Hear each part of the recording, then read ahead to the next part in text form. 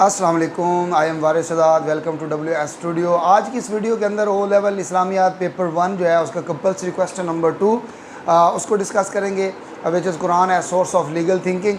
तो इसका जो है ये सेकंड पार्ट है। पहला पार्ट जो हमने डिस्कस किया था वो आपको प्रीवियस वीडियो में मिल भी सकता है और डिस्क्रिप्शन में उसका लिंक भी अवेलेबल है। उसके अंदर हमने डिस्कस किया था कुरान का रिलेशन विद सुन्ना, तो यानी प्राइमरी सोर्स। आज हम डिस्कस करने जा रहे हैं सेकेंडरी सोर्स को, यानी कि कुरान का रिलेशन विद इजमा एंड क़यास। तो इसको ब्रीफली जो है वो डिस्कस करते हैं। तो पैराग्राफ नंबर 1 इसके अंदर जो है ये आपने वो मेन सोर्स जो है वो रेफरेंस जो है वो लिखना है, जो कि प्रीवियस वीडियो के अंदर भी हमने डिस्कस किया था। पारा नंबर 5, उसका रुकू नंबर भी 5 है, सूरा अल निसा है और इसकी वर्स जो है वो 59 है। इसकी ट्रांसलेशन आप देख सकते हैं। तो इसको आपने डिस्कस करना है और उसके बाद आपने एक हदीस जो है उसको रेफरेंस बनाना है। हदीस हज़रत मुआज़ बिन जबल रज़ियल्लाहु ताला अन्हु वाली है, यानी जब रसूलुल्लाह ने उनको यमन का गवर्नर बनाकर भेजा और उनसे कहा कि जी वहाँ के जो नए लोग हैं वो आपसे क्वेश्चंस करेंगे, तो how will you answer them. तो इस पर हज़रत मुआज़ ने कहा कि I will look into Quran. तो रसूलुल्लाह ने कहा कि अगर कुरान साइलेंट हुआ तो देन क्या करोगे। तो फिर मुआज़ ने कहा कि I will look into your सुन्ना। फिर इसी तरह से उन्होंने नेक्स्ट क्वेश्चन में कहा कि सुन्ना भी साइलेंट हुई तो फिर मैं उसमें कंसल्ट कर लूँगा, यानी इजमा कर लेंगे, और अगर इजमा भी ना हो सका तो फिर मैं अपनी एफर्ट जो है वो पुट करूँगा। तो ये बेसिकली जो है ये हदीस सोर्स बनती है हमारी इन चीज़ों के लिए। तो आज हमने जो डिस्कस करनी है चीज़ें, उसको हमने सेकंड पार्ट की जो चीज़ें हैं वो डिस्कस करनी है, यानी सेकेंडरी सोर्सेज जो हैं उनको डिस्कस करना है। तो पैराग्राफ जो होगा वो तो ये सारे रेफरेंस बन जाएंगे। पैराग्राफ नंबर 2 जो है इसमें आपने डिफ़ाइन करना है इजमा होता क्या है और उसकी कंडीशंस क्या होती हैं और उसकी एग्जांपल्स जो हैं वो क्या लेनी है। तो इसमें हम सबसे पहले डिफ़ाइन करेंगे इजमा को। इजमा बेसिकली कंसेंसस, इंग्लिश में इसको कंसेंसस कहते हैं, जब यानी कोई ऐसा मैटर जिस मैटर के अंदर कुरान और सुन्ना बोथ साइलेंट हों और उस पर आप जो है आपको कोई आंसर ना मिल रहा हो तो फिर आप उम्मा के साथ यानी एक्सपर्ट्स के साथ जो है वो कंसल्ट करते हैं और इसमें पूरी उम्मा एक डिसीजन जो है वो ले लेती है। तो इसकी हम एग्जांपल्स देंगे और उसी की तरह से उस तरह से ही हम लेकर उसको आगे चलेंगे। ये पैराग्राफ नंबर 2 में ही आपने ये बातें लिखनी है। तो उसकी एग्जांपल की अगर हम बात करें तो सबसे best example battle of Uhud के अंदर जब कंपेनियन के साथ रसूलुल्लाह सल्लल्लाहु अलैहि वसल्लम ने कंसल्ट किया, यानी ये 3rd ईयर ऑफ हिजरा की बात है कि जो कुरैश हैं वो मुसलमानों पर अटैक करने जा रहे हैं। तो रसूलुल्लाह सल्लल्लाहु अलैहि वसल्लम को जब ये न्यूज़ मिली तो रसूलुल्लाह सल्लल्लाहु अलैहि वसल्लम consulted with his advisory council, जिसमें उनसे पूछा कि हमें क्या करना चाहिए। तो मेजॉरिटी जो थी दे हैव डिसाइडेड कि हमें आउटसाइड द मदीना जो है वो जाना चाहिए और उसको डिफेंड करना चाहिए। बट रसूलुल्लाह सल्लल्लाहु अलैहि वसल्लम डिस्पाइट द फैक्ट के he wanted to stay in the Medina, but चूँकि मेजॉरिटी जो थी they wanted to stay outside, so रसूलुल्लाह सल्लल्लाहु अलैहि वसल्लम ने इस डिसीजन को, जो मेजॉरिटी का डिसीजन था, उसको एक्सेप्ट किया और आप सल्लल्लाहु अलैहि वसल्लम मदीना से बाहर चले गए। तो ये एक कंसेंसस है। उसके बाद जो नेक्स्ट एग्जांपल आप दे सकते हैं वो बैटल ऑफ मूता की एग्जांपल है। बैटल ऑफ मूता के अंदर क्या हुआ, रसूलुल्लाह सल्लल्लाहु अलैहि वसल्लम ने 3 जो कमांडर्स थे मुस्लिम आर्मी के वो अपॉइंट किए, हज़रत ज़ैद बिन हारिस रज़ियल्लाहु ताला अन्हु, हज़रत जाफ़िर, हज़रत अब्दुल्ला बिन रवा। इनको रसूलुल्लाह सल्लल्लाहु अलैहि वसल्लम ने जो है ये अपॉइंट किया और साथ साथ ये एडवाइस भी की कि अगर कोई ज़ैद शहीद हो जाए तो हज़रत जाफ़िर रज़ियल्लाहु ताला अन्हु जो हैं वो कमांडर बन जाएंगे in case of his martyrdom. तो अब्दुल्ला बिन रवा जो हैं वो कमांडर बन जाएंगे। साथ में ये भी एडवाइस कर रहे हैं कि अगर ये शहीद हो जाते हैं तीनों तो फिर आप क्या करना, आप कंसेंसस कर लेना, बेस्ट अमंग यू जो है वो आप ख़ुद चूज़ कर लेना। तो फिर मुसलमानों ने हज़रत खालिद बिन वलीद रज़ियल्लाहु ताला अन्हु जो हैं इन पे कंसेंसस किया और इनको मुस्लिम कमांडर जो है वो अपॉइंट कर लिया। तो ये एक एग्ज़ाम्पल इजमा की है जो रसूलुल्लाह के दौर में हुई। इसके बाद आप और भी एग्ज़ाम्पल दे सकते हैं। सहाबा कराम स्पेशली जो 4 राइटली गाइडेड कैलिफ्स हैं उनके दौर के अंदर के इजमा की एग्ज़ाम्पल भी जो है वो आप दे सकते हैं। तो हज़रत अबू बकर सिद्दीक़ रज़ियल्लाहु ताला अन्हु जो after the demise of holy prophet सल्लल्लाहु अलैहि वसल्लम उनकी जो अपॉइंटमेंट है उनको एज अ कैलिफ अपॉइंट करना, ये भी एक इजमा ही है। सकीफ़ा बनु साद के अंदर जब वहाँ पे डिस्प्यूट हो रहा था तो वहाँ हज़रत अबू बकर सिद्दीक़ जो हैं इनको अपॉइंट कर लिया गया कैलिफ। तो ये इजमा की एक एग्ज़ाम्पल है।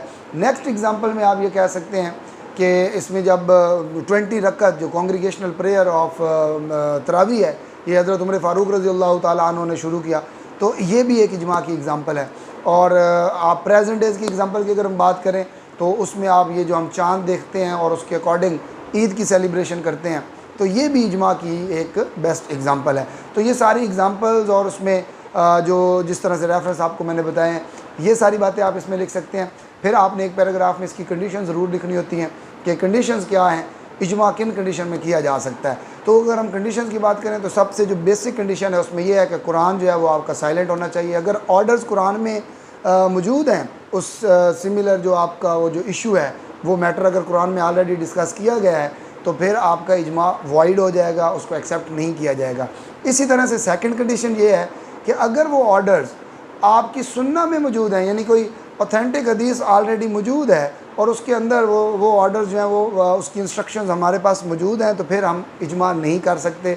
वो इजमा जो है वो भी वॉइड हो जाएगा, उसके भी किसी किस्म की कोई एक्सेप्टेंस जो है वो नहीं होगी।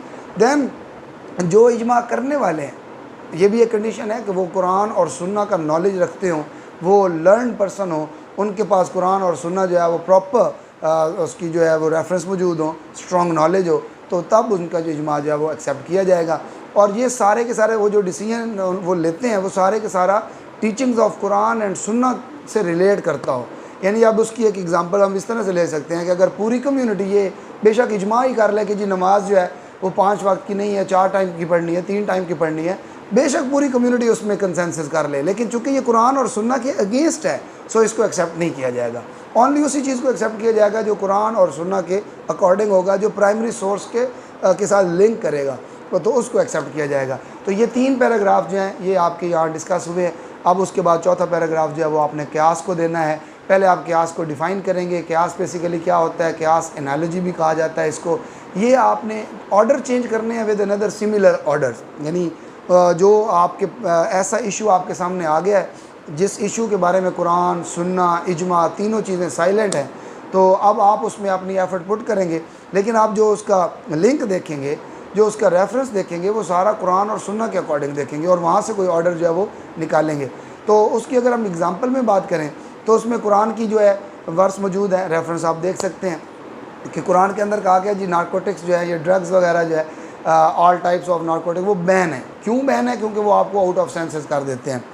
तो अब ये उस टाइम पर जो ये वर्ड यूज़ किया गया वो उस टाइम जो उस दौर के इशू थे, वो ये इस तरह के नारकोटिक्स थे जिनसे मना किया गया, तो वो उसका आज के दौर के साथ हम कंपैरिजन करेंगे। आज इसी तरह से डिफरेंट टाइप्स के जो है ये ड्रग्स आ चुकी हैं, तो और उनकी जो है उसके जो समझ लें उसके इम्पैक्ट्स हैं वो आज अब प्रेजेंट डेज़ की अगर हम बात करें तो हम कहेंगे कि वो हराम है। क्यों? उसका रेफरेंस इसी से लेंगे क्योंकि कुरान ने कहा हर वो चीज़ जो आपको आउट ऑफ सेंसेस कर देती है, जो तो जिससे आप अपना सेंसेस जो है वो मतलब उससे आउट हो जाते हैं, तो वो ज़ाहिर सी बात है हराम है। तो आज के दौर के भी जितने भी नशा है जो आपको आउट ऑफ सेंसेस करता है तो वो हराम हो जाएगा इस रेफरेंस के अकॉर्डिंग, कुरान की इस वर्स के अकॉर्डिंग। इसी तरह से और ऐसी एग्जांपल जी अगर हम बात करें तो उसमें नबी करीम सल्लल्लाहु अलैहि वसल्लम के दौर में जब बारिशें आती होती थी तो उन बारिशों में रेनफॉल कंडीशन के अंदर रसूलुल्लाह सल्लल्लाहु अलैहि वसल्लम अपने कंपेनियन को ये बताया करते थे कि आप जो उस वक्त मस्जिद में मौजूद होते थे वो अज़ान देते वक्त ये वर्ड ऐड कर दें, अस्सलातु खैरुल बुयूत, कि मुस्लिम्स आज अपनी जो प्रेयर है वो अपने घरों में परफॉर्म कर सकते हैं क्योंकि कंडीशन इस तरह से है। तो रसूलुल्लाह तो उसमें जो मोस्ट चीज़ जो होती थी वो उसमें ये हज़रत अब्दुल्लाह इब्न मक्तूम को देखा जाता, जो कि नबीना साहबी थे, वो बाहर निकलते हुए इंजर्ड न हो जाएँ। तो इस तरह रसूलुल्लाह सल्लल्लाहु अलैहि वसल्लम ईज़ पैदा किया करते थे मुस्लिम्स के लिए। तो यहाँ से इसकी बेस बनाकर ये कोविड की सिचुएशन आई, तो इस कोविड सिचुएशन के अंदर क्या हुआ, ये जो इजिप्ट के लोग हैं वहाँ पर ये एक इससे रिलेटेड ये कयास किया गया कि जी नमाज जो है ये घरों में पढ़ी जा सकती है क्योंकि जो है सिचुएशन इस तरह से बन गई है। तो वो हय्या अलल सलाह हय्या अलल फलाह के बाद इसी तरह वर्ड जो है वो ऐड कर दिया गया, अस्सलातु खैरुल बुयूत, ये याद कर दिया गया। ये प्रेजेंट एग्जांपल हम दे सकते हैं।